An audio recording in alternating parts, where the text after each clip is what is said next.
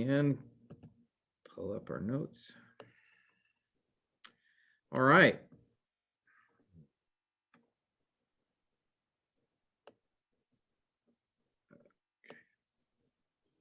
Oh man, what happened here?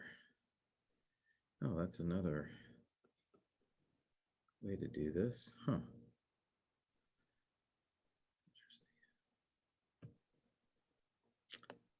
There we go. Okay. Well, what I'd like to do this morning is we're gonna, Lord willing, actually this is session 4 now, I think, right? Not 3. And gonna look at parallelism because I want to do one more exercise with you, and then we'll talk about the next element of Hebrew poetry. So again, just by way of review, remember these for Hebrew poetry are the 3 primary characteristics that you will find in most poetic texts in the Old Testament: terseness, structure, and imagery. In all of them, you will find imagery. Most passages, poetic texts, you will find terseness, and most you will find structure, including parallelism. But all of poetic text, you'll find imagery, a figurative language, pictures being drawn with words. Many passages will contain a structure, and as we've been looking at so far, our focus has been to this point on the parallelism, which is a unique feature of Hebrew poetry. And again, if you'll remember, parallelism is the relationship, the intentional relationship between 2 lines within a verse, or perhaps 3 lines, sometimes even 4 lines. And that relationship has been identified as basically 3 primary types of relationships, of types of Hebrew parallelism, which are synonymous. That is, that one line is just a repetition or synonym for the other, that it's basically making the same statement, but saying it in a different way. A second type is contrastive, where it is contrasting 2 things, typically, and even contrasting their outcome. All right, so one line contrasts the other. The third type of Hebrew parallelism is called developmental, and that is where one line develops the other, that they are connected, but they're not connected like a synonymous, saying the same thing, or they're not contrastive, but the connection is in another way. That is, that one line either adds to the other, or illustrates or explains the other, or gives the reason or result. Okay? So these 3, synonymous, contrastive, and developmental, are what you're going to find in most passages. Sometimes, and we'll see it today actually, there's another form called chiasm, where the second line is reversed in the word order compared to the first. And that's done, as we talked about last week at the end, intentionally by the author. He will reverse the second line in order to give emphasis to how that second line begins, because the end of the first line will be connected to or match the beginning of the second line. And that's an intentional thing that the poet would do to give emphasis. We have another category we called formal or ambut, which is just there could be a connection, but it doesn't seem to fit any of the 4 that we've mentioned here. So, and by the way, a chiasm is going to either be in the form of a synonymous or contrastive, maybe I should put that here, will be in the form of a synonymous or contrastive parallelism, okay? So it'll have that structure of a synonymous or contrastive, or that idea, but chiasm will reverse the second line compared to the first. All right, so these are the types of Hebrew parallelism that we've been looking at the last 2 weeks. And what I wanted to do today was basically continue where we ended last time, and that is to identify the parallelism used in each verse of Psalm 51. So you're going to want to have your Bible or your app open to Psalm 51. I'll be using the New American Standard Version if you have access to that. And what I want us to do is we're just going to go through that psalm or a good portion of it and identify the parallelism that we see, and then look for if we find any patterns, any similarities, etc. Okay, so be open up your to Psalm 51. Again, I think the background of this psalm is common. We're familiar with that. We read it last week. Of course, it is David's response to Nathan when he confronted him about his sin of adultery and murder. And Psalm 51 is the response after David, his response of repentance when he comes to realize just what he has done. So it's really a psalm of repentance, specific to 2 Samuel chapter 11 and 12, which is the events that took place that led to this particular poem. Okay. Now, last week, we went through the first verse together already. I'll just review that with you, and then we'll move to the second verse, and like we've done, I'll call on one of you to take a look and identify the kind of parallelism. I'll do the first one just as a way of review. And we noticed here, be gracious to me, O God, according to your loving kindness. So we have this according to your loving kindness. And then the second line is, according to the greatness of your compassion, blot out my transgressions. So notice we have these synonymous connections between both lines. Both are a request. The first line is, be gracious to me, O God. The second line is, blot out my transgressions. So that is the way in which he's asking God to be gracious, to forgive him. And then notice, according to your loving kindness. And then the second line begins with, according to your compassion. Kindness, loving kindness, and compassion are synonymous. They're talking about a similar idea. So here, there's a couple of things to notice. One, this is a synonymous parallelism because we have a synonymous request, be gracious to me, blot out my transgressions. We have a synonymous basis for that request, according to your loving kindness, according to your compassion. So this is synonymous, but notice the second line is in reverse compared to the first. So it's synonymous, but it is a chiasm as well. All right. And again, we could often, you'll see a text where they'll, do this. They'll indent the lines that are chiasm in order to, I'll have to make this a little smaller.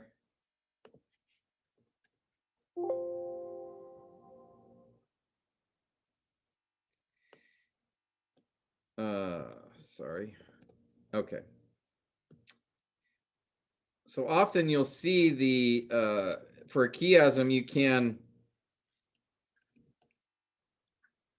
what's it doing here? Oh, there we go. All right, notice here that we have that reversal that I was talking about, where you can see the direct repetition almost. According to your loving kindness is how line 1 ends. According to your compassion, the greatness of your compassion is how line 2 begins. So that's why we identify it as a chiasm. It's in reverse order. All right, but it's also synonymous. It's basically saying the same thing in a slightly different way between each line. All right, so that's just by way of review. Any questions on that?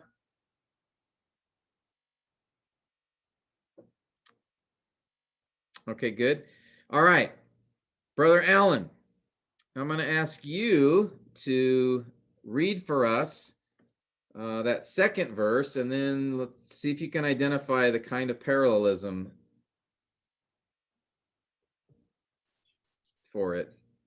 Wash me, thoroughly from my iniquity and cleanse me from my sin.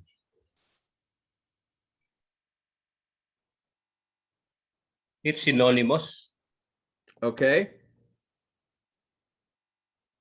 because it's wash me. The next line is cleanse me. Okay, good. Wash me, Although there's, cleanse me. yeah, wash me and cleanse me from my iniquity. And then the next one is from my sin. Yes. The word, that word thoroughly in the middle is omitted, but it's suggested. Ellipsis. Yeah, it could be that, or it could just be, you know, wash me thoroughly is the same idea as cleanse, to be washed thoroughly. Yeah. But yes, Yeah. this is definitely. And what is the subject, by the way, in this? What's the subject? The subject is you. Yeah, it's a command, or in this case, a request, but it's in the form of an imperative. And remember, at least in English, when we have imperatives, they will be the subject you is implied, though it's not written explicitly. Okay, just to, so, but this is a very clear synonymous parallelism.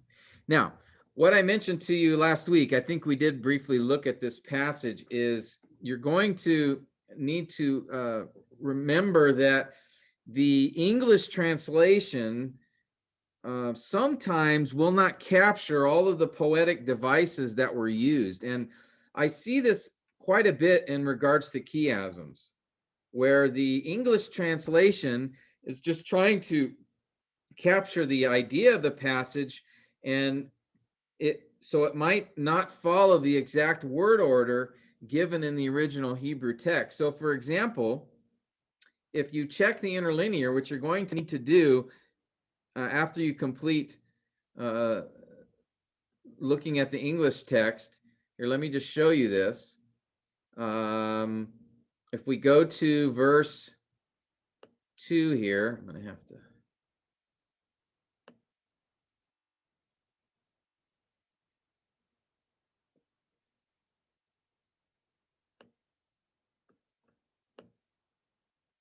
There we go. Whoops. This is just verse 1.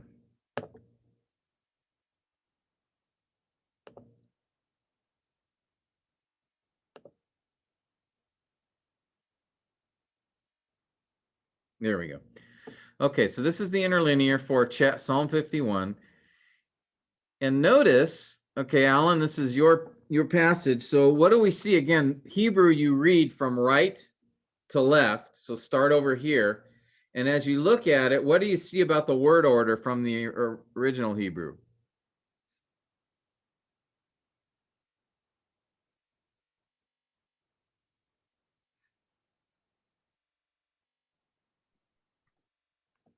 The word order, wash me thoroughly from my iniquity and from my sin.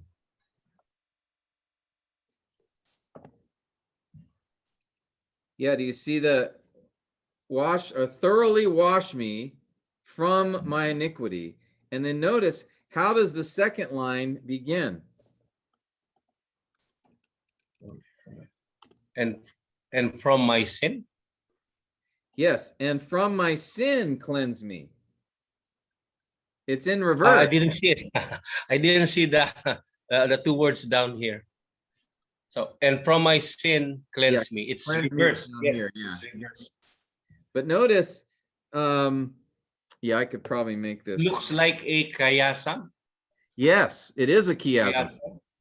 Because here we have the command or imperative, wash me from my iniquity. And then notice the second line, from my sin, cleanse me. So that is a chiasm. The second line begins in the same way that the first line ends.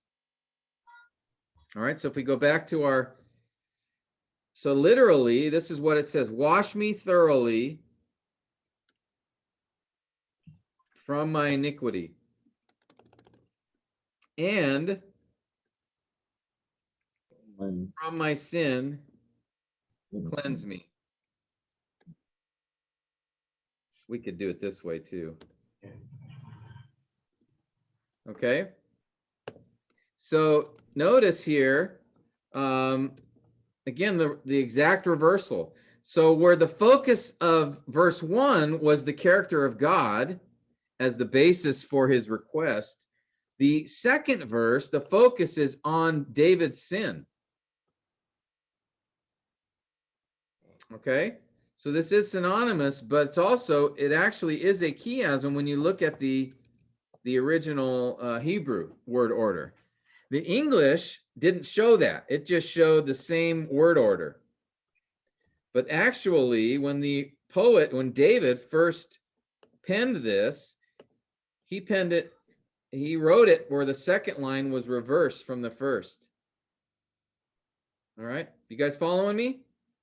Yeah. Okay.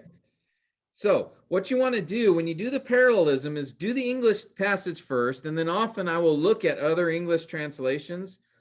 But finally, I will look at the interlinear and just check to see, is the word order any different? All right. And if you see this repetition of the second line, that's basically starts the way that the first line ends, then you're likely have a chiasm here, which is, again, a form of parallelism that is intentional by the author to draw attention to the words that he reversed. So in other words, what I have in green here is what the focus is on that verse. Okay? All right, let's try. Is there any questions so far? All right, let me ask Sid to do the next one here. Verse 3. Verse 3. For I know my transgressions, and my sin is ever before me.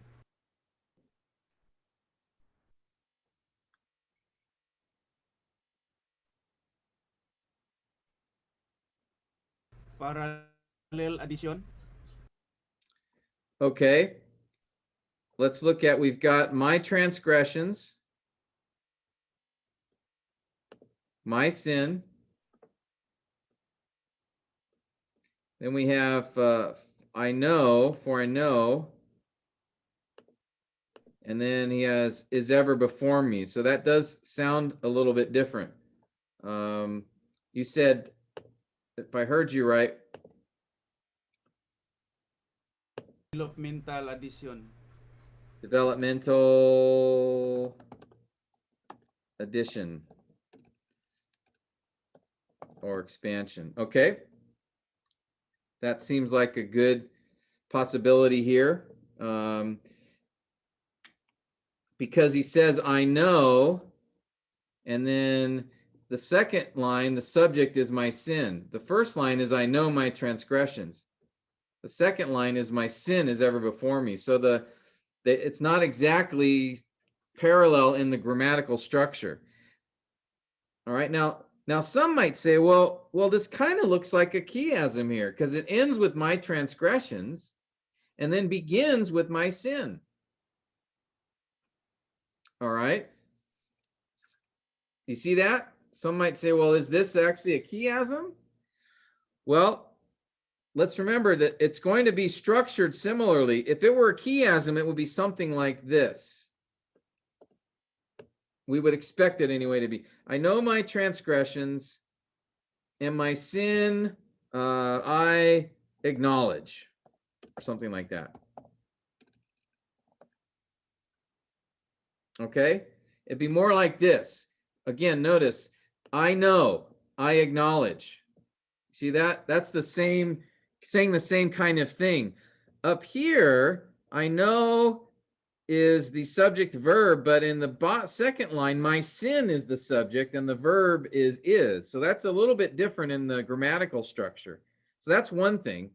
Another is we can look up the interlinear. So let's do that. And let's see what we see. Let's see in the interlinear if there's a reversal here or something that might help us out.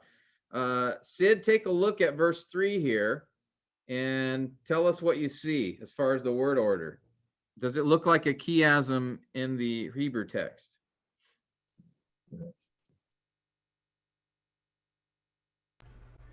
For my transgression I acknowledge, and my sin is always before me.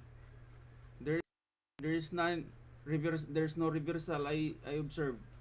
No, and in fact, notice my transgressions I acknowledge. So actually, the English translation switched the word order again, but this time made it look like a chiasm when it really isn't. Literally, let's go back to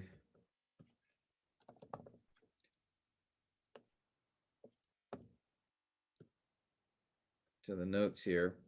So literally, the word order in the Hebrew is my transgress for my transgressions I know, and my sin is ever before me. That actually would be a more literal following of the word order in the Hebrew. Maybe I should put this instead, Hebrew. Okay, so I think developmental addition is probably a good idea. It is not a chiasm, okay, based on the word order that we see in the Hebrew text. Questions here?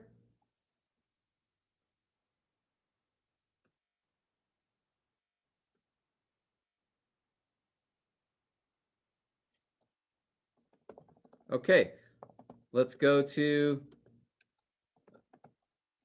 the next verse. This one's a little bit more challenging here for us. All right, because notice there's a couple things here. Kazot, I'm going to have you take this one on. All right, you're our Hebrew poetry scholar here, so you're going to get the tough one. Pastor Tim, is this the example of Coca-Cola? Yes, here's a Coca-Cola. Yeah, that's one thing we should notice right away. There's 4 lines here, not 2 or even 3. And what that means is this is a little more complicated because now we're not just comparing 2 lines. We actually need to consider the 3rd and the 4th lines, okay?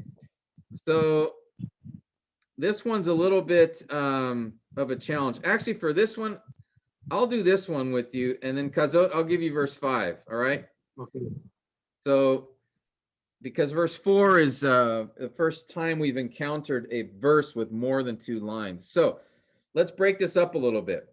As we look at the first, what I always do is this. I go, okay, let me look at the first 2 lines first and see if there's a connection. He says, against you I have sinned and done what is evil in your sight.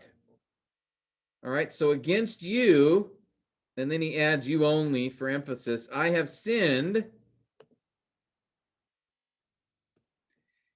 done what is evil. That's the same thing as saying sin in your sight. Okay, I think this is a synonymous chiasm. All right, against you he begins with, and then he says, I have sinned. And then notice how he begins the second line. He left out, I have, right? So there's an ellipsis here. Okay, but against you, and then you only is a interjection. That's like another poetic device for emphasis. But the basic structure here is, I believe, synonymous, because grammatically the structure is similar.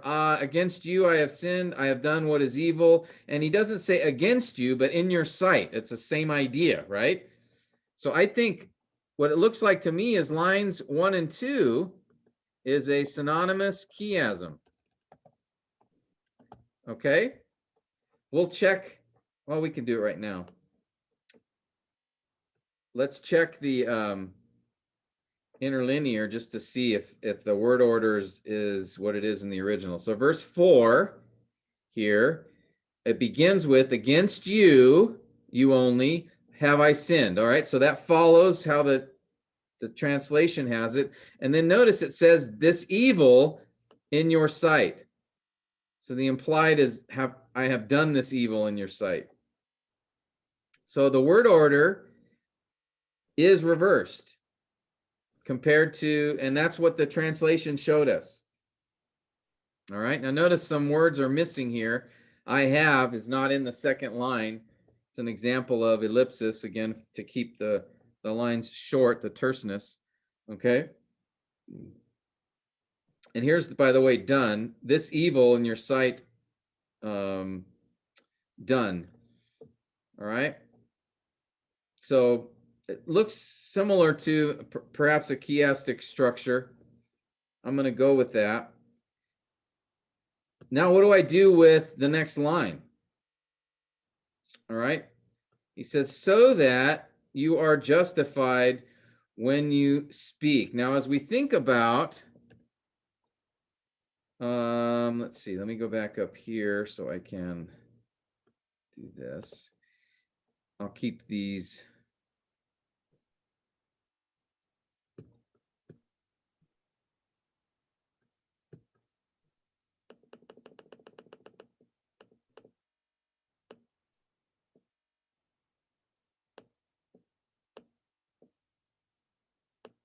There.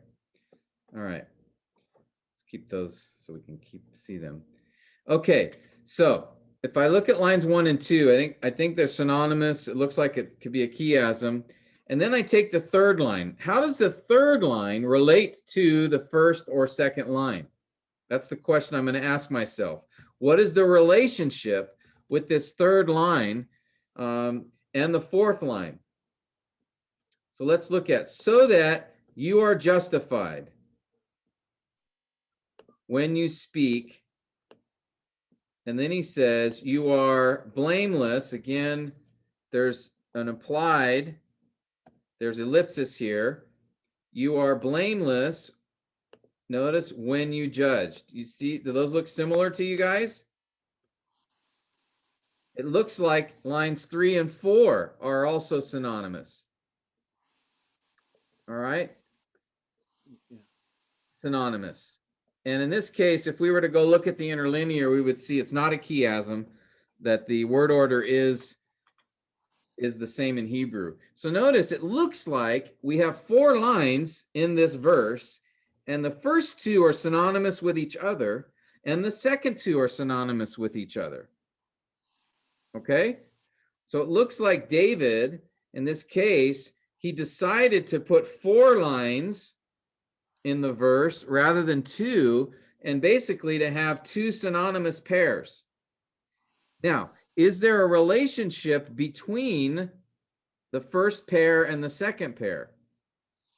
Developmental reason. Yes. Very good, Michael. There is. Notice that, so that. Okay. So yes, lines 3 and 4 are developmental result compared to lines 1 and 2. So we might say it this way: lines 3 to 4 to lines 1 to 2, or we'd say this: line 3 and 4 develop lines 1 and 2. Okay, in other words, lines 3 and 4, between line 3 and 4, their relationship is synonymous. But lines 3 and 4, compared to lines 1 and 2, the relationship between those 2 couplets, or bicola, is developmental. That is, lines 3 and 4 develop lines 1 and 2, giving the result. That makes sense? Ask me a question if it doesn't make sense. Yeah, makes sense. So notice when you add more lines, it gets more complicated because there could be relationships between, what we're looking for in parallelism is relationships that are in one of these ways. Okay, and I think the first two lines, it's synonymous and likely a chiasm. The second two lines, it's synonymous between them, no chiasm.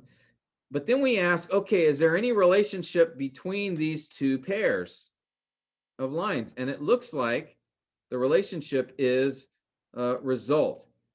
God is justified and blameless when he speaks and judges because of my sin, basically, is David's.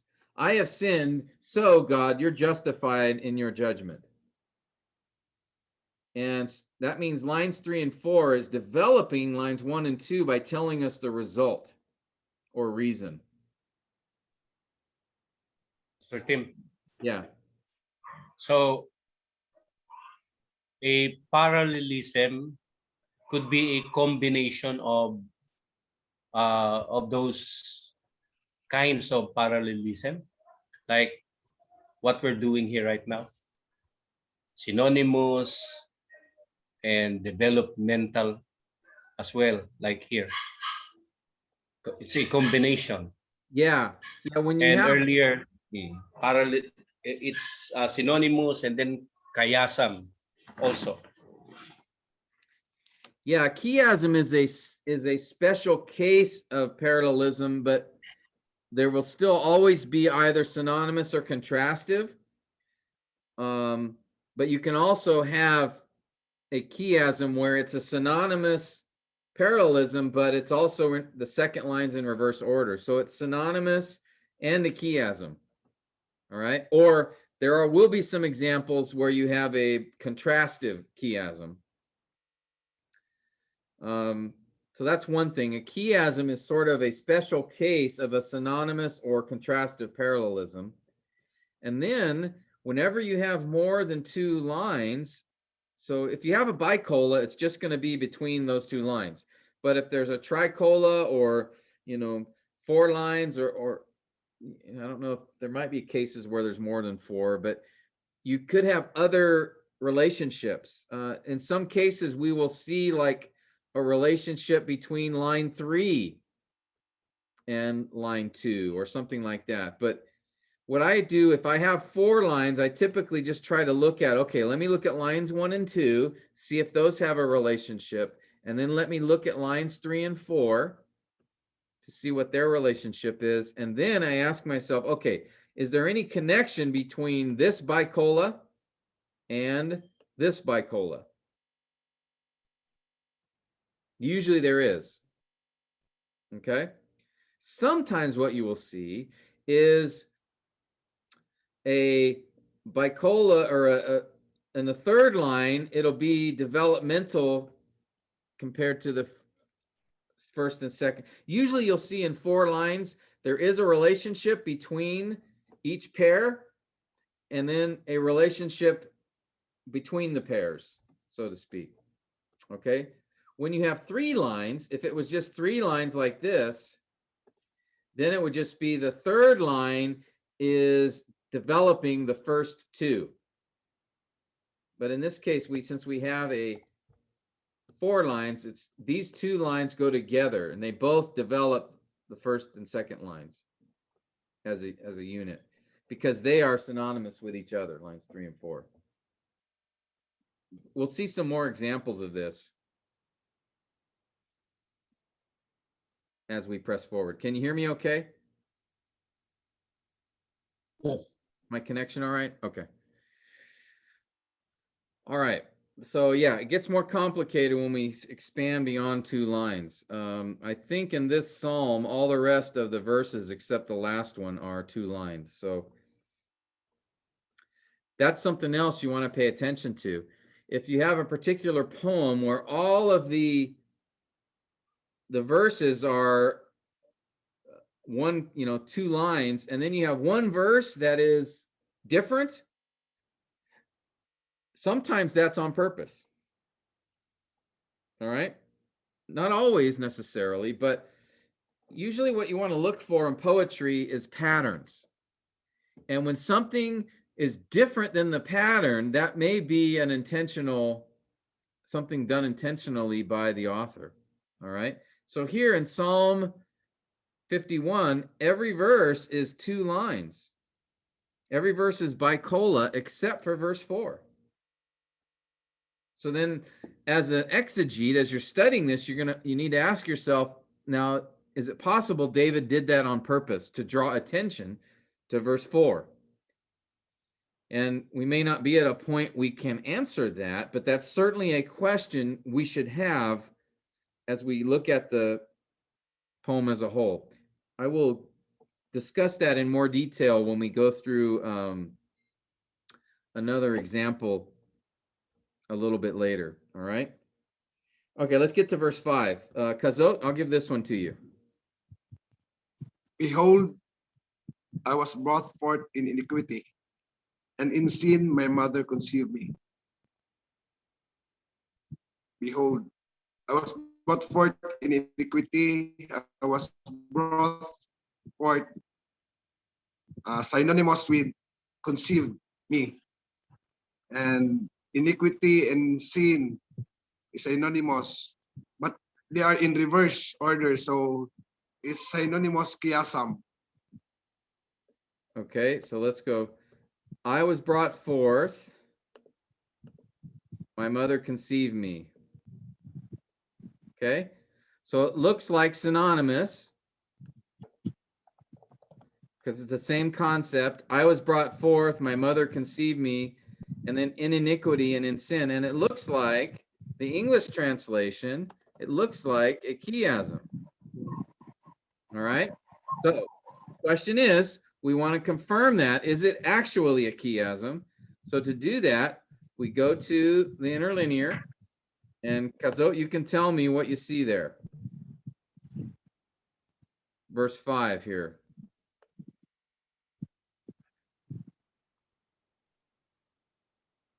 Behold, iniquity was brought forth, and in sin conceived.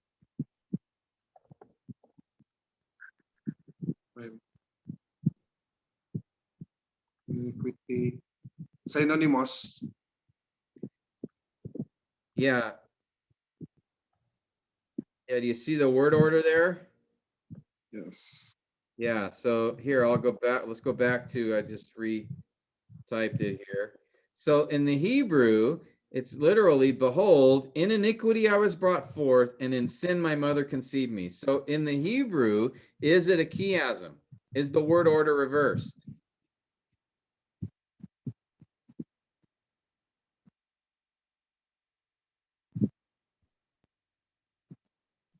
Is this a chiasm? The way, Yeah. the literal order. It's a chiasm when it is reversed. Right. The English translation shows that, but in the Hebrew, notice the word order actually is this. In iniquity, I was brought forth. In sin, my mother conceived me. That's not a reverse, actually, right? That's synonymous, only synonymous. Only not a chiasm. synonymous. That's right. So the Hebrew is only synonymous, no chiasm. Yes. So I don't, like I think I told you guys last week, this is why sometimes it's a little frustrating, the English translation of the poetic text, because they don't always pay attention to the word order, and they should. All right? Because in this case, like, for example, if we go back to verse 2, right, the English translation just showed synonymous, right? But the actual word order from the Hebrew text showed a chiasm. All right. So that it should have been, this should have been what the English translation had, the word order. Now here in verse 5, they did the opposite. They made it look like a chiasm by putting in iniquity at the end of verse 1. But actually in the Hebrew word order, in iniquity is the beginning of the sentence. So it's really synonymous. It's not a chiasm. So it's just to catch attention, Pastor. Well, Yeah, the English translation, but what we care about is the original order in which David wrote this, because it is Hebrew poetry. There is at times the word order can be changed by the poet because he is trying to draw attention to something. In this case, he's not. It's just a simple synonymous parallelism. In iniquity, I was brought forth. In sin, my mother conceived me. Very straightforward, synonymous. But the English translation chose to make it look like a chiasm by putting in iniquity at the end of line 1 and in sin at the beginning of line 2. Let's, for fun, just see. So it's really important, Pastor, to check on the interlinear. Yeah, it is. For this, for when you're looking at parallelism, it is because you want to confirm if there's a change in word order. And if like I said, English translations don't always get it right. So let's look at a couple of other ones just to see what they did. Psalm 51.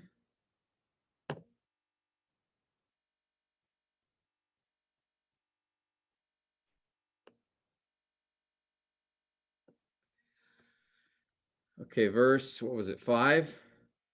So we have the New American Standard. Hope you guys can see this okay. Behold, maybe I can do this. Make it a little bigger for you.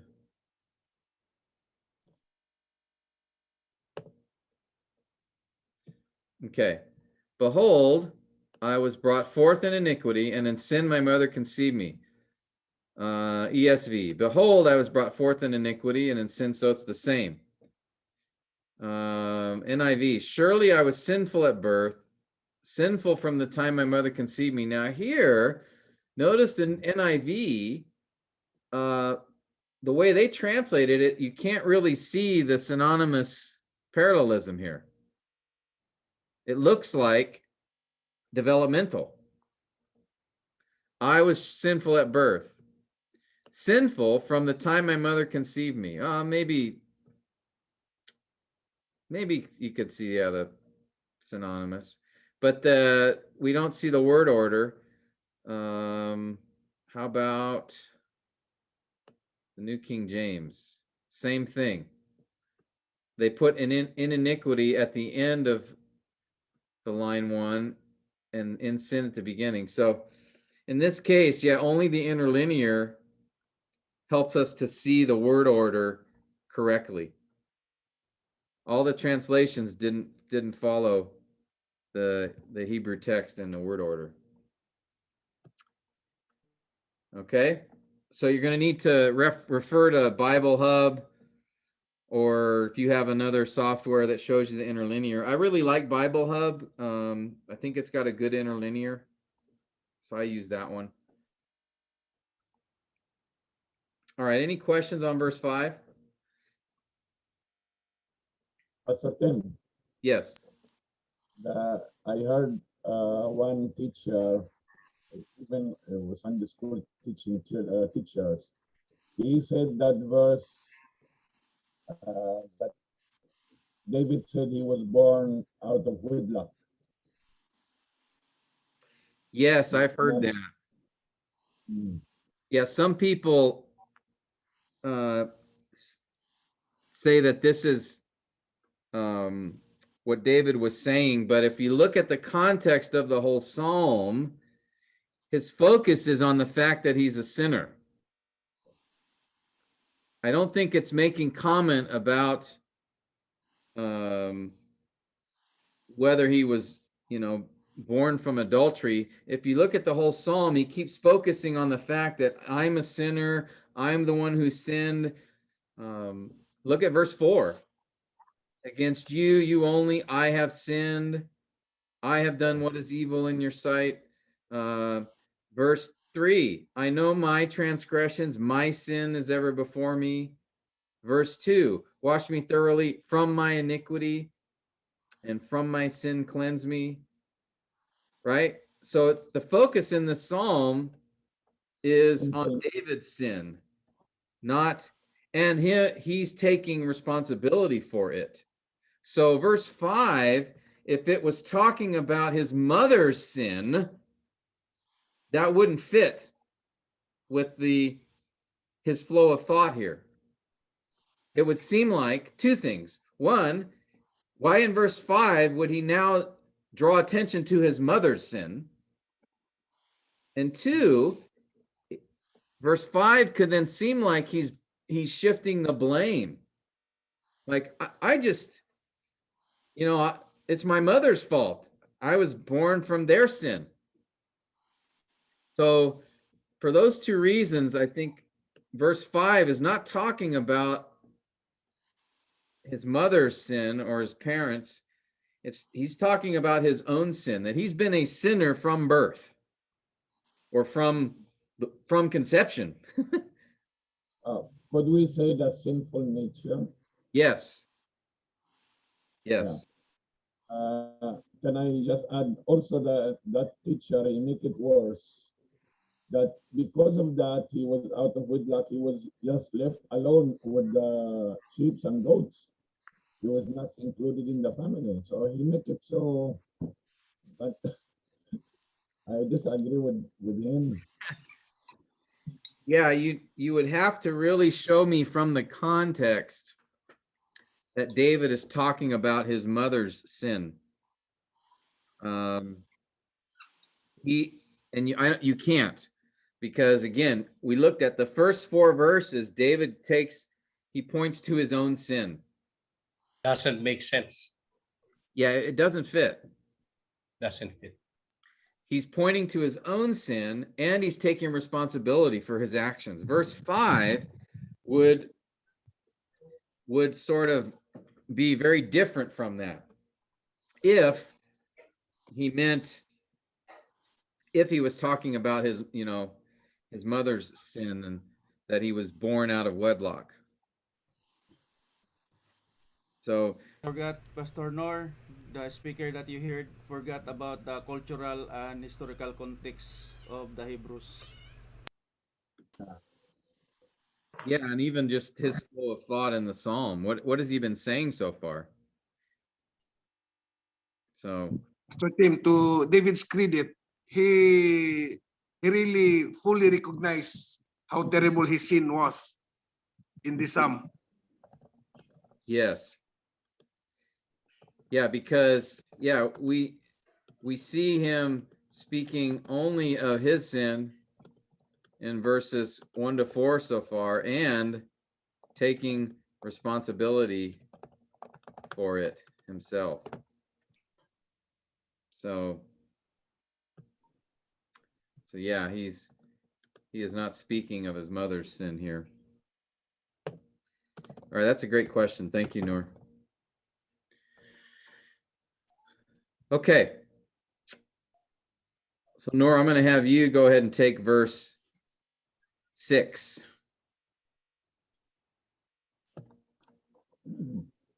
Verse 6, behold, you desire truth in the inmost being, and in the hidden part you will make me know wisdom.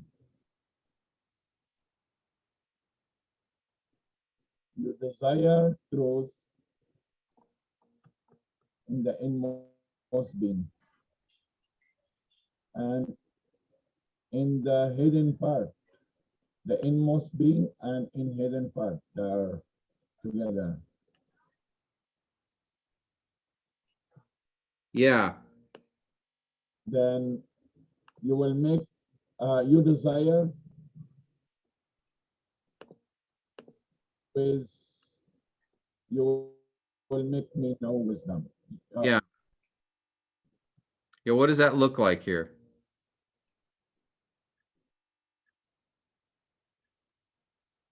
What kind of parallel? Chiasm. Yeah, it looks like a chiasm from the English translation here. So it looks like a chiasm. What kind? Is it synonymous or contrastive?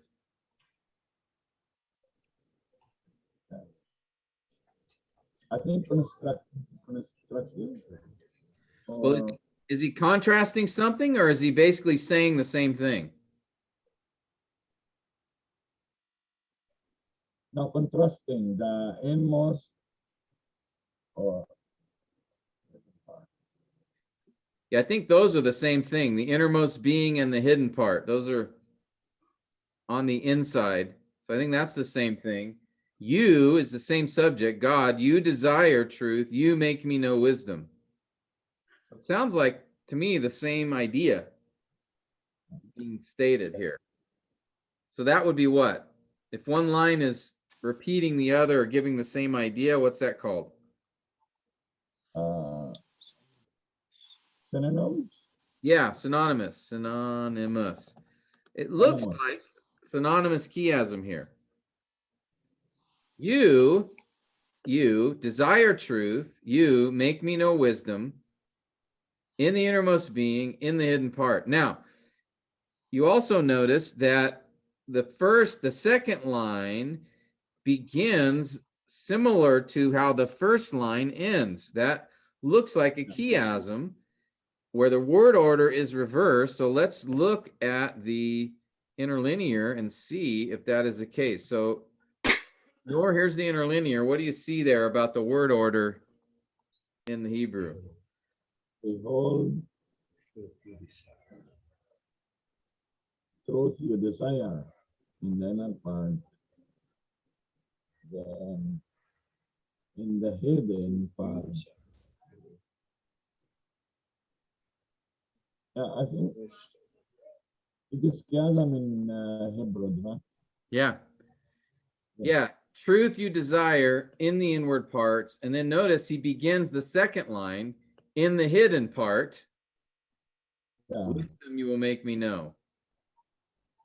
Okay. So yeah, I think he did reverse the second line compared to the first, and that we have in the hidden part is the beginning of the second line. In the inward parts is the end of the first line.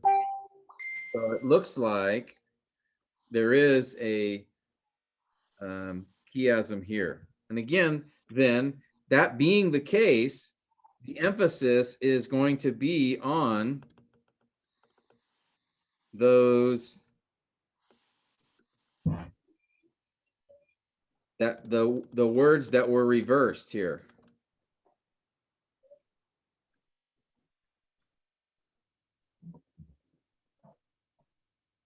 All right. So the attention's being drawn to the inner person there. Okay. Questions, anybody?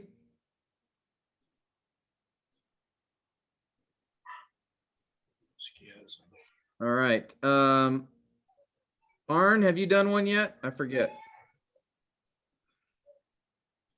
Give you verse 7. Verse 7, purify me with hyssop, and I shall be clean. Wash me, and I shall be whiter than snow. Okay. You purify me, and you wash me. And then I shall be clean, and I shall be whiter than snow.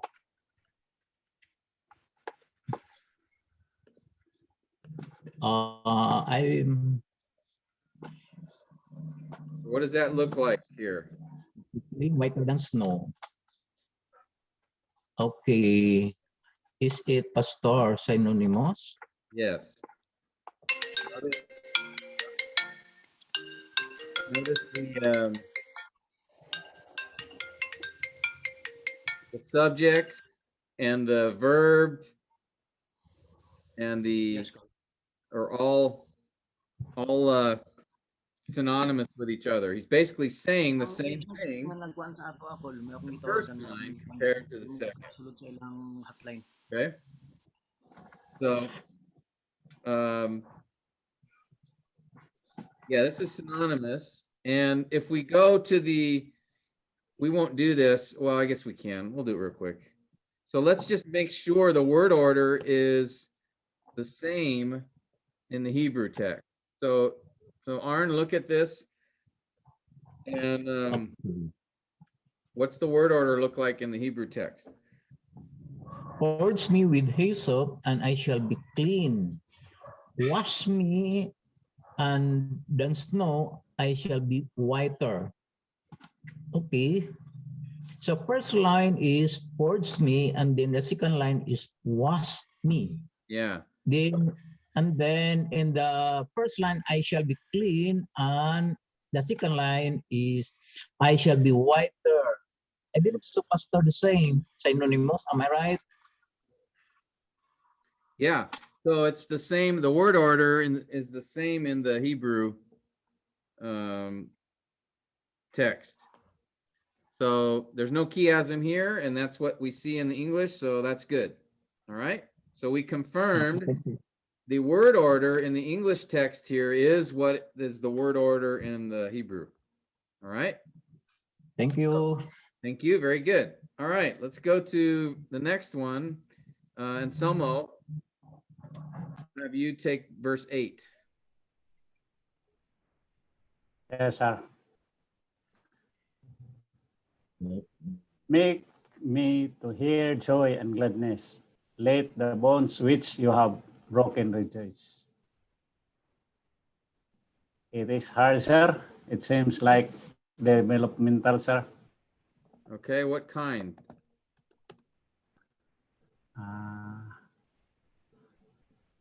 More on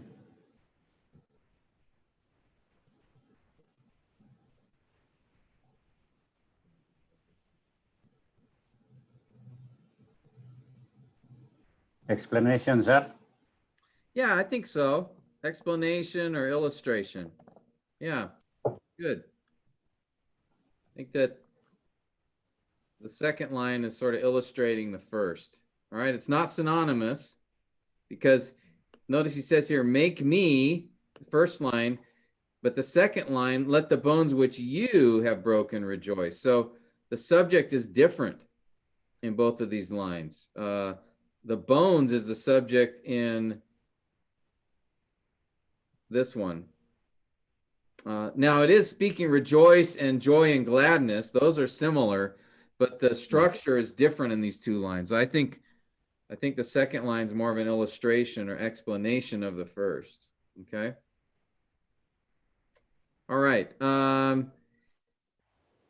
Let's see. Has everyone done one so far? Michael, have you done one? Are you there? Yes, Pastor Tim. You want I to haven't try done verse 9? one. Yes. Hide your face from my sins and blot out all my iniquities. Synonymous. Okay. Yes. Anonymous. Yeah. Okay. So it's hide. Hide your face. Blot out. Notice. And then we have my sins, my iniquities.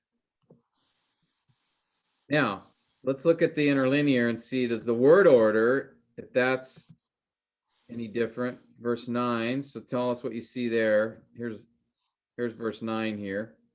Hide your face from my sins and my iniquities blot out. Chiasm. It seems it's chiasm. Yeah, it looks like the word order is reversed in the actual Hebrew. All right, so if we put that on our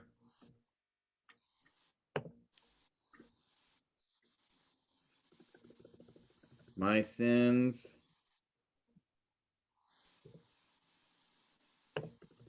and all my iniquities. Giving emphasis on sin. Iniquities. Yes, again. Yeah.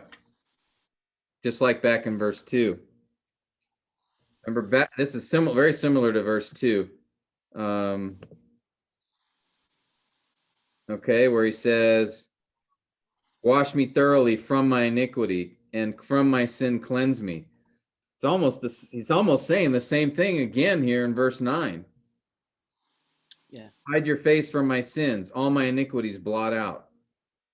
So actually, we need to put in the Hebrew, it's synonymous, but it's also a chiasm.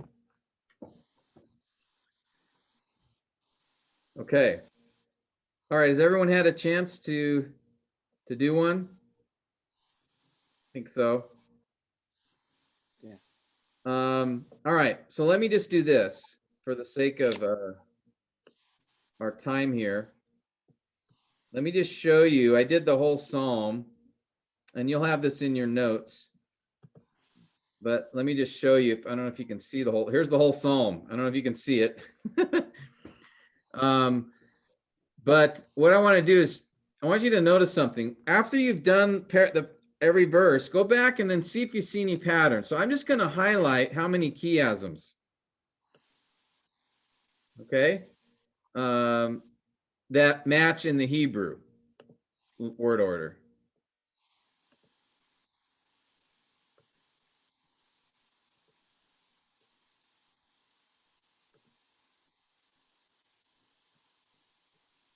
So notice, especially in the beginning of the poem, we have 1, 2, 3, 4, 5, 6, 7 chiasms in the first 10 verses.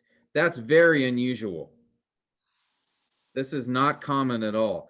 Maybe sometimes you'll find one in a whole poem. Maybe. But here, David, in the first half of his poem, almost every verse is a chiasm. Okay? Now he's got some, he's got a developmental here. I'll just put that in a different color. Developmental here. And then later in the poem, he shifts to developmental. More of a developmental pattern. Much of the rest of the poem is developmental.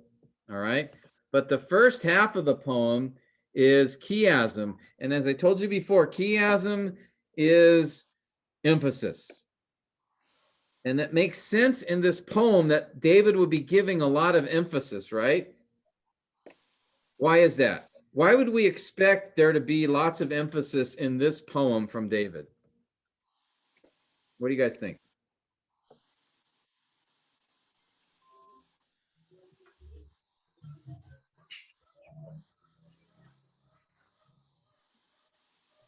Because he's repenting. And what's the nature of his repentance? Confession. Confession? Confessing his sins. What's the emotional state? Brokenness. Penitential. Yes. Whoops. What happened to my screen here? You guys didn't say anything. I'm seeing the brand of your computer. Somehow. See, different emphasis. Maybe it's because I was picking. I was picking my nose. That's why I was trying to hide it. Sorry about that. Okay, here I am. Hi guys. Yeah. Keep in mind that the thrust of this poem, there's lots of emotion here. And so it makes sense that there be these many chiasms because, again, chiasm conveys emphasis, it conveys emotion. We see it also in his repetition, right? My sin, my iniquity, my transgressions. And then he says, blot out, forgive, be gracious, cleanse. So all of these synonyms repeating the same idea over and over, and then the chiasms thrown in for more emphasis. This is a highly emotional poem. Okay? So when you preach this poem, there should be a lot of emotion on your part. If you're going to match the So, Pastor Tim. Yes. So you can expect chiasms in some other form of penitential psalms? Not necessarily. David just chose to use them here more often than what you will normally see. Like I said, chiasms are usually more infrequent. They're more rare. I don't know of any poem where there's this many in one poem. So Yes, chiasm may be a form Hello. that you see in other Ah. penitential prayers, but Ugmas ka lang, marga mi. Manawag ra ko nimo. the emotion, Brillo. Yep. I got him. Normally, emotion is conveyed in other ways too. David uses all kinds of devices. He uses the repetition. He uses the many synonyms. He uses chiasms, and also he uses interjections like "Behold," "O God," "O God, you only," "O Lord." So there's lots of these ways that David conveys emotion in this psalm. It's one of the most emotional psalms that you'll find in the Psalter. And again, it makes sense.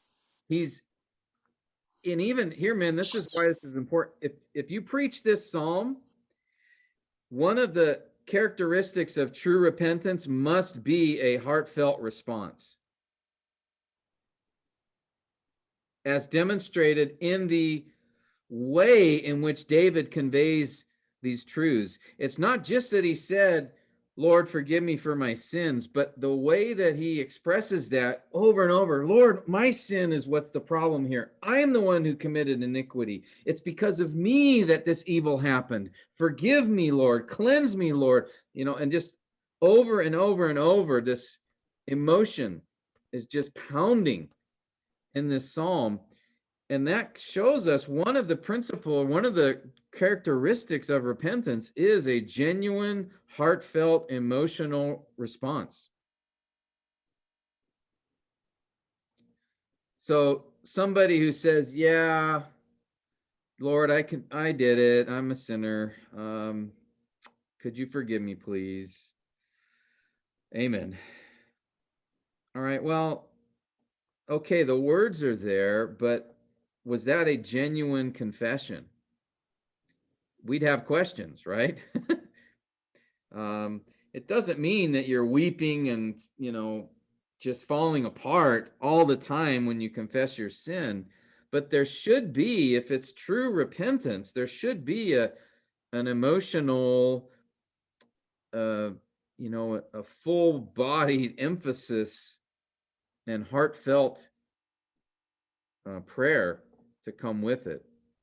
And David doesn't tell us that. There's not a verse in here that says, I'm being emotional to show my repentance is real. We just see that in the way he writes this poem. Okay, so this is what I'm talking about, man. There'll be truth that's conveyed in the words that are spoken, and also the truth conveyed in the way those words are spoken. In poetry, you have to identify both. All right, any questions on that?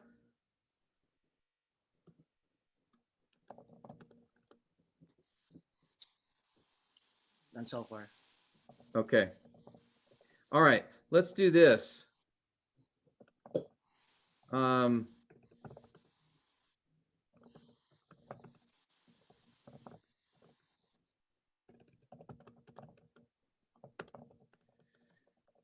There's one other kind of structure that I want to cover with you here this morning, and then I'll let you go. And that is this. Let's go back to,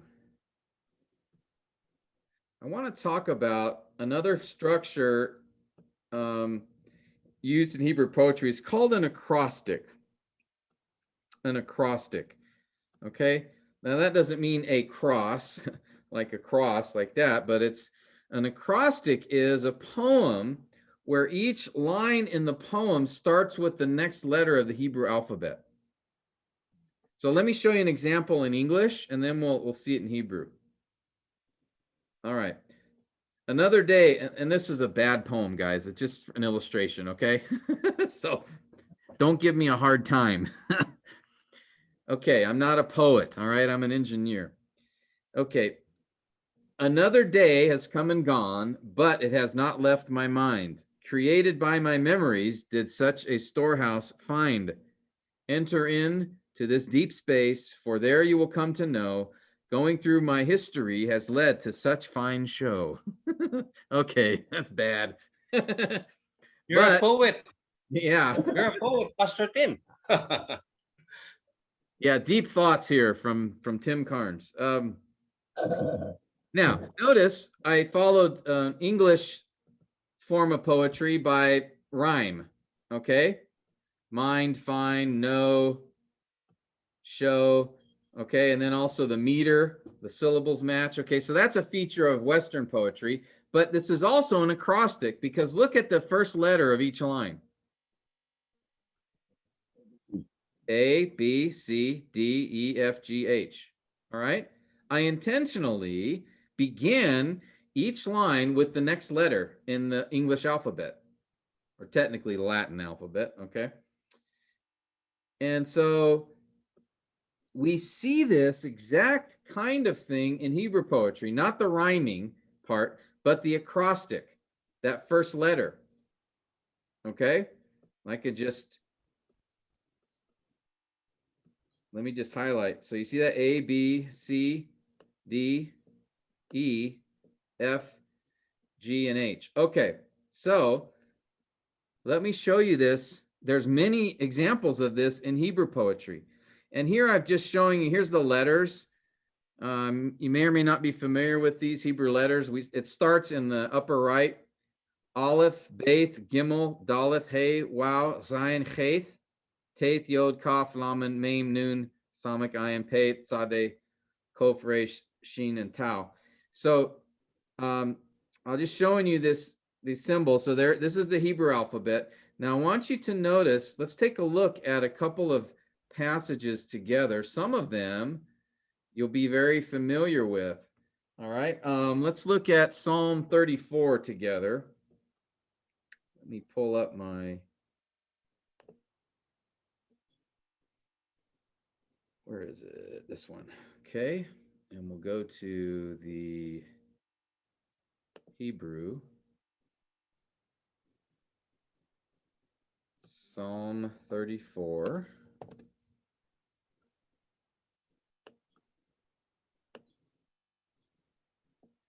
Now, verse 1 here is just an intro, like a title, and we'll talk about those when we get to Psalms. But notice the first letter of each line. Aleph, see that? Beth, Gimel, Daleth, Hey, and then Wow is skipped. Zayin, Cheth, Teth, Yod, Kaf, Lamed, all the way to the last Pei, Sade, Kof, Resh, Shin, Tau. So each line begins with the next letter of the Hebrew alphabet. That's intentional. Let's look at Psalm 145. Look at, these first two words are Psalm of David. All right, that's just the title. Then the first line, Aleph. You guys see that here? The first letter is Aleph. Verse 2, Beth, Gimel, Daleth, Hey, Wow, Zayin, Cheth, Teth, Yod, Kaf, Lamed, Mem, Nun, Samek, Ayin, Peit, Tzaddik, Chof. So again, there's one, each letter of the Hebrew alphabet, and it goes in order. First letter, second letter, third letter, fourth letter. We could do another psalm, Psalm 111. Now this one is interesting because it has the acrostic, but it's each line, not each verse.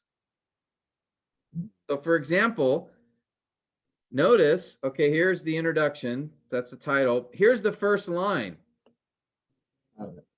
It begins with an Aleph. Do you see that? Can you see that? It looks like an X. And then here's the second line of verse 1, and it begins with a Beth. That's the second letter. We go to verse 2. The first line is Gimel, begins with Gimel. And then the second line begins with a Daleth. The next verse, the next letter is hey, and that's what the first letter of verse 3. And then wow is the first letter in the second line of verse 3. So here is a little bit unique. Psalm 34 and Psalm 135, every verse began with the next letter. In Psalm 111, it's each line. So we have basically A and B in verse 1, and then C and D in verse 2, and then E and F in verse 3, and like that, but it's Hebrew letters. You understand what I'm saying? Yes. And then also, Psalm 112 does the exact same thing. Here's the first line of Psalm 112. It begins with an aleph. Here's the second line of Psalm 112. It begins with a beth. Then verse 2, the first line begins with the next letter, gimel. And then the next verse begins with daleth. And he does that all the way through the poem. Notice there's 10 verses in each poem. And what's interesting, oh, this one's really cool. Look with me at verse 10. Resh, okay, that's this letter here. And then sheen, that's the next line, begins with a sheen. And then the last line begins with a tau. So there's 3 lines in the last verse, and each one begins with a different letter. And actually, there's 3 lines in verse 9. So this shows you a couple of things, men. One, this is not an accident. The author did this on purpose. All right. One, it shows sort of his skill, his artistic skill. But also, two, it shows us there's an intentional, the author's very intentional in this. And it shows us also that this concept of separate lines in Hebrew poetry is actually correct, because here clearly he identifies distinct lines with a different letter, beginning with a different letter.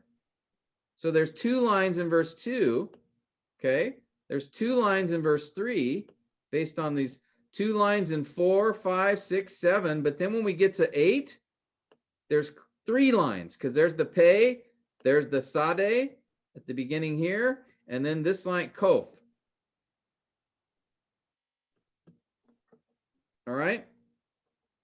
If you're not following this real closely, don't worry. It's not, critical to understanding Hebrew poetry, but what it does show us is this is another way in which an author will, another kind of structure that an author will identify. And so here you want to ask yourself, okay, why does he have 3 lines in the last 2 verses? He has this pattern, 2 lines, 2 lines, 2 lines, 2 lines, 2 lines, 2 lines.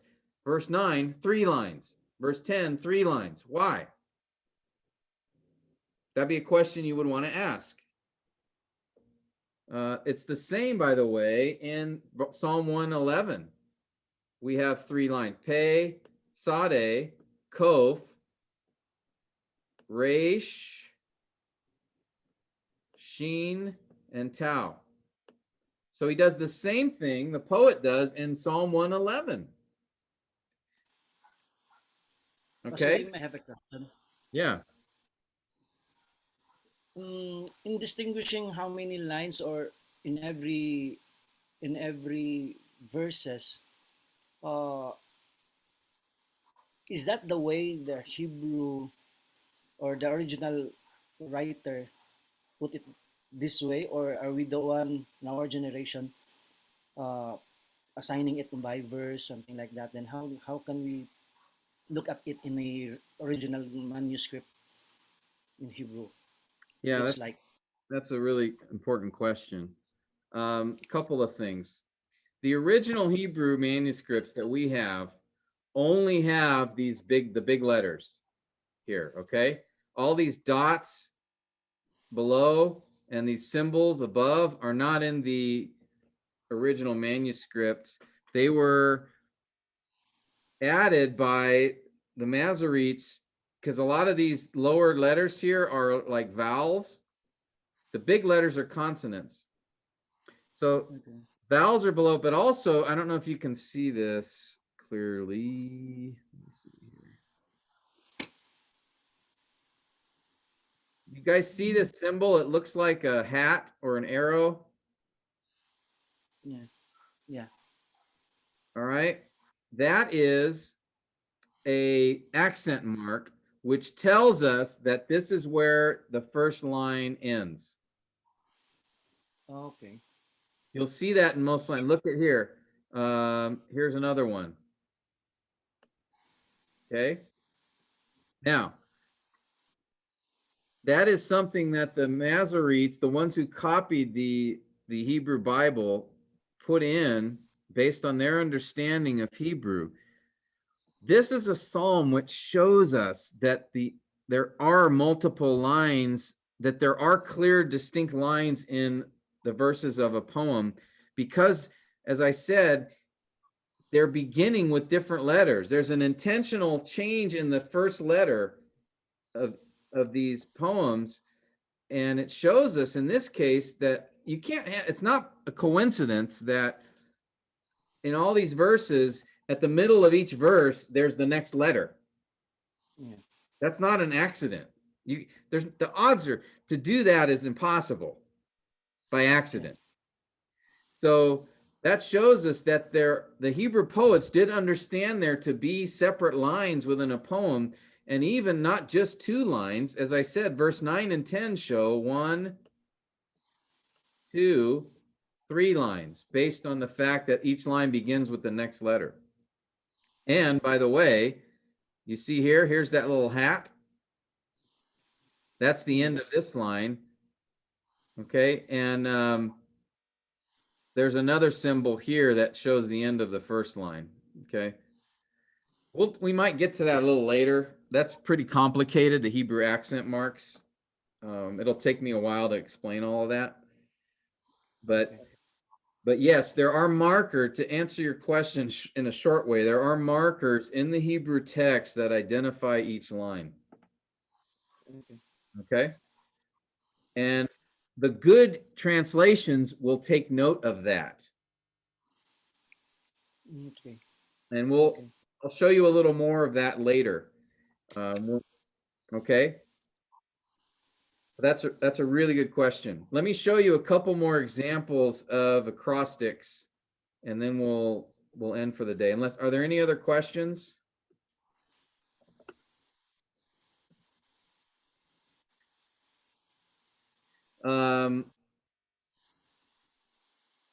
Here, let me do, this one's a famous one. You guys know this one, Psalm 119.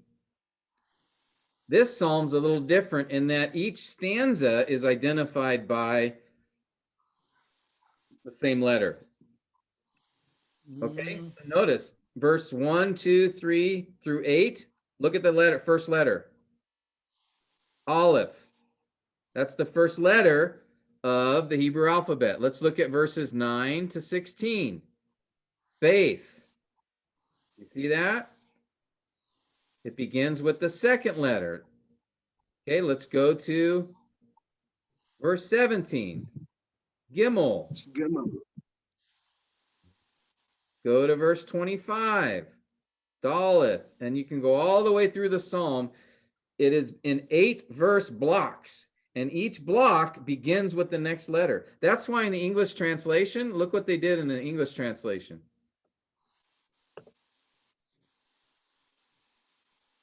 They put the letter there.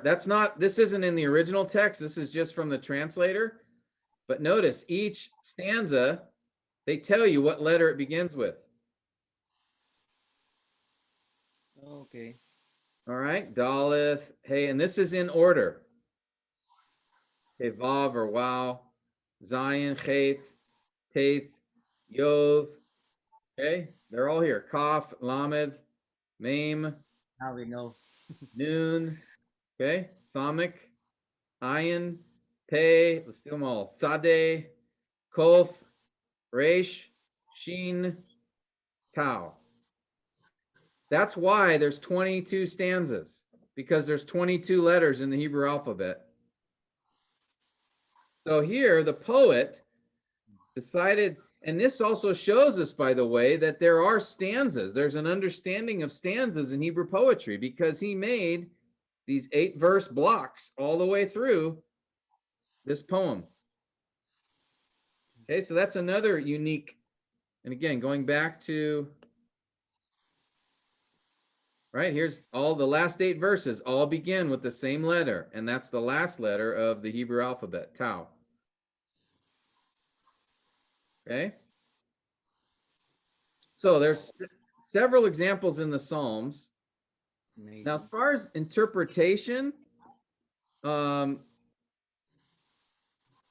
may be some significance. Like I said, if you see a change in pattern, like Psalm 111 and 112, there's a change in pattern in the last 2 verses where there's 3 lines instead of 2. So you may ask yourself, why did he do that? There may be a purpose in that. Let me show you one other passage. This one's really interesting. Really interesting. Lamentations. All right. Let me see if I can show. All right. Let me show you something on this one. It's pretty interesting. Okay. So if we look at chapter 1, this is Lamentations. Notice the first letter of verse 1. What is it? That Aleph, right? The first letter of the Hebrew alphabet. The second verse, verse 2, begins with a Beth, Gimel, Daleth, Hey. So chapter 1, each verse begins with the next letter. All right?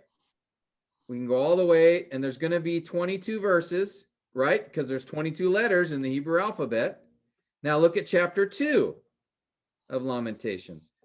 By the way, this shows there's an understanding of chapters in the Hebrew Bible, the original. Look at verse 1 of chapter 2, begins with Aleph, then Beth, Gimel, Daleth, Hey, wow. So all the way, there's going to be 22 verses in chapter 2, each beginning with the next letter. Okay? Okay. All right, so you guys follow me so far, right? Now look at chapter 3. Do you notice anything here?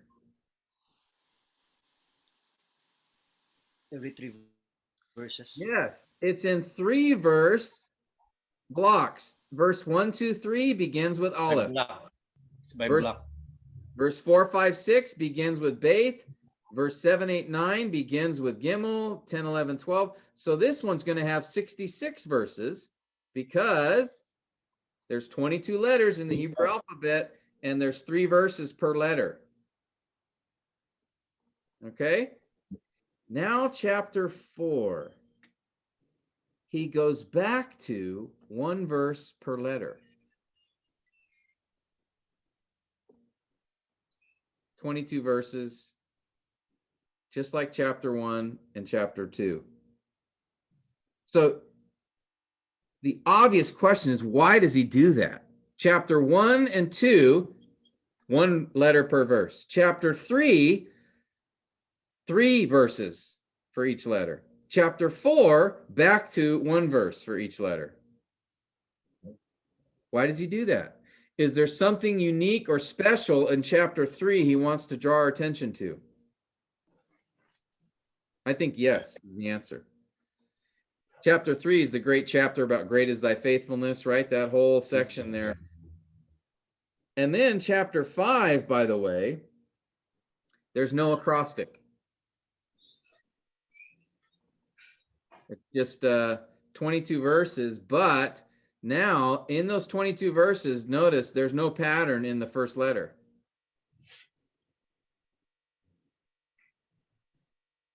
I wonder if there, you know what? Let me see. No. First, I thought maybe he just mixed them up, but no, there's multiple. So there's no acrostic in chapter 5. So again, when a poet changes the structure like that, you have to ask yourself, why? What's the difference? What's special about chapter 3? What's different about chapter 5 where there is no acrostic? All right. So some things to keep in mind when it comes to structure. All right. We have one form of structure in parallelism, which is a relation. Sorry? Is it not a kind of a artistic selection, something like that, or a poetic person in the time there in Hebrew time, something like that, or they have and yeah, we know it's intentional, but is it just a artistic selection of using like this, like blocking some and every consecutive uh, blocks or lines, something like that, or there is a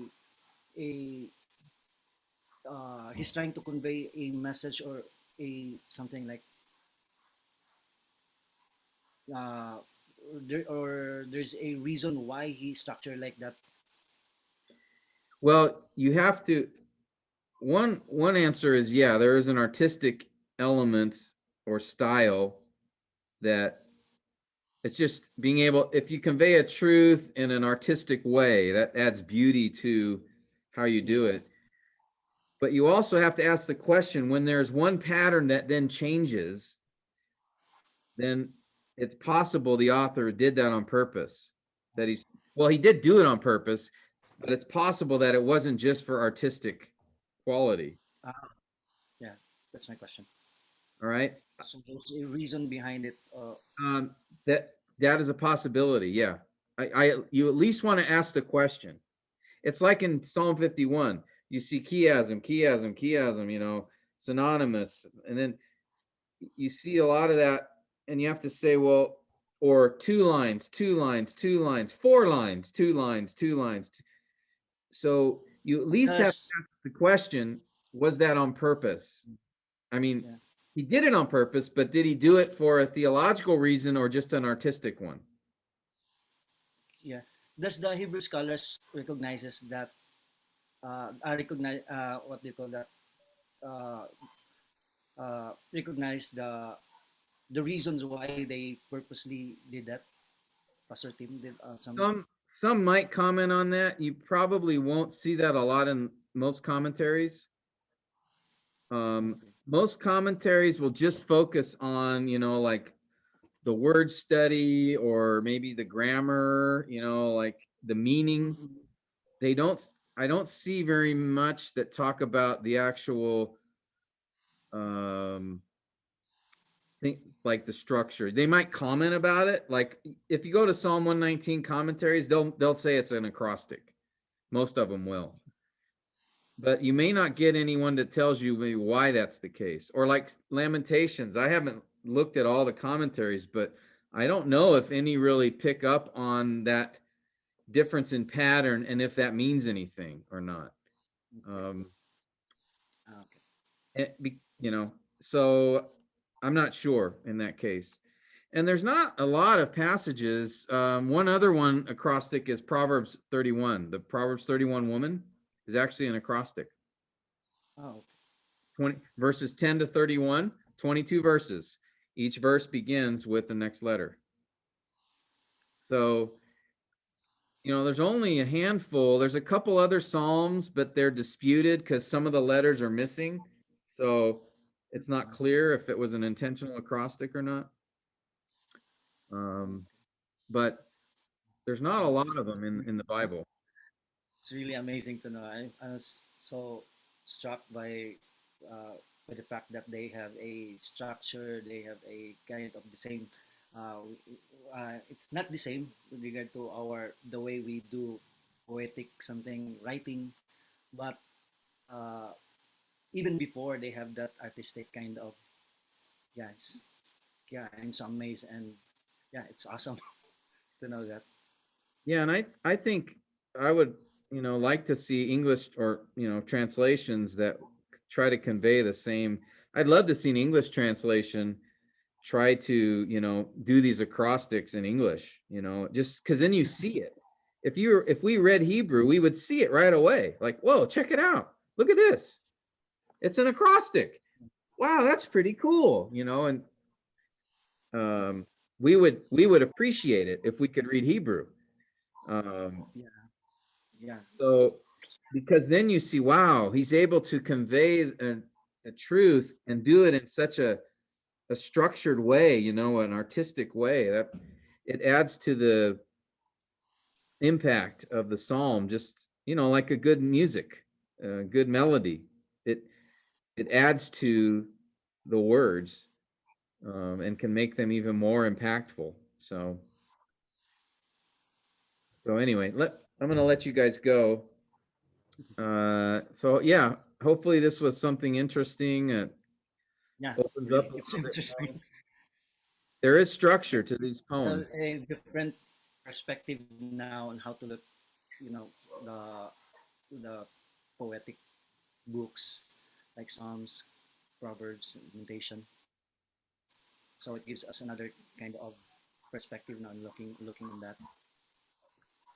Yeah, and when we That's talk about the Psalms, I'll talk more about like the stanzas and their structure within the Psalms and the way that the psalmist um, identify the key points in their poem.